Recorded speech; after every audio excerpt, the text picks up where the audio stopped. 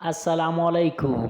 हमारे ब्रेन में मौजूद सेल्स को प्रॉपरली फंक्शन परफॉर्म करने के लिए बहुत सी एनर्जी की ज़रूरत होती है और ये एनर्जी हमारे ब्रेन को हमारे ब्लड के थ्रू मिलती है। हमारा ब्लड आर्टरीज के थ्रू हमारे ब्रेन तक पहुंचता है और हमारे ब्रेन के सेल्स को ऑक्सीजन और न्यूट्रिएंट्स प्रोवाइड करता है।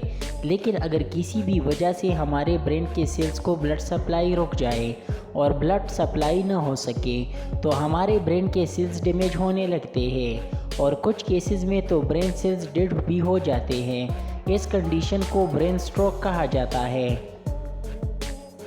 ब्रेन स्ट्रोक की दो मेन टाइप्स है, इस्केमिक स्ट्रोक और हेमोरेजिक स्ट्रोक। सबसे पहले इस्केमिक स्ट्रोक को डिस्कस करते हैं। इस्केमिक स्ट्रोक ये ब्रेन स्ट्रोक की एक ऐसी टाइप है जिसमें हमारे ब्रेन की किसी पार्ट में आर्टरी ब्लड क्लॉट या प्लेग की वजह से ब्लॉक हो जाती है और ब्रेन के उस पार्ट में ब्लड सप्लाई नहीं हो पाता, जिसकी वजह से ब्रेन सेल्स को ऑक्सीजन और न्यूट्रिएंट्स न मिलने के बायस डेथ होने लगती है। इस्केमिक स्ट्रोक की फर्दर दो टाइप्स है, थ्रोम्बोटिक स्ट्रोक।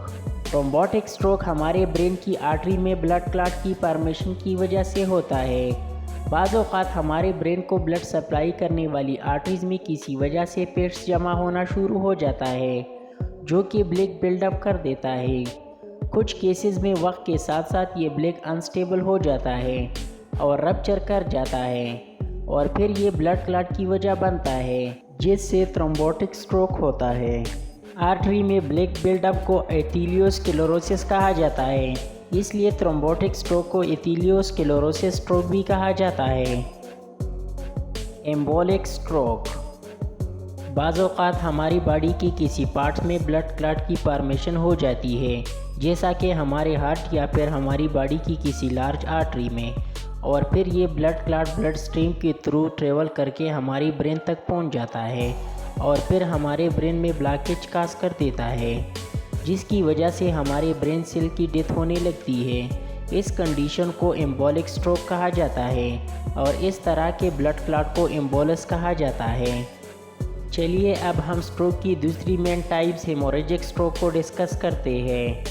हेमोरेजिक स्ट्रोक एक ऐसी कंडीशन है जिसमें हमारे ब्रेन के अंदर कोई ब्लड वेसल फट जाती है, जिसकी वजह से हमारे ब्रेन के अंदर ब्लीडिंग शुरू हो जाती है। ब्लड वेसल के फटने की बहुत सी वजूहत हो सकती है, जैसा कि हाई ब्लड प्रेशर की वजह से किसी रग का फट जाना, सर में किसी गहरी चोट की वजह से या फिर ब्रेन में ट्यूमर का मौजूद होना वगैरह। ब्लीडिंग या तो ब्रेन टिश्यू में होती है या फिर ब्रेन को प्रोटेक्ट करने वाली कवरिंग में। अगर ब्लीडिंग ब्रेन टिश्यू में हो तो इस केस में ब्रेन के सेल्स ऑक्सीजन न मिलने की वजह से मरना शुरू हो जाते हैं। इस कंडीशन को इंट्रासेरेब्रल हेमोरेज कहा जाता है।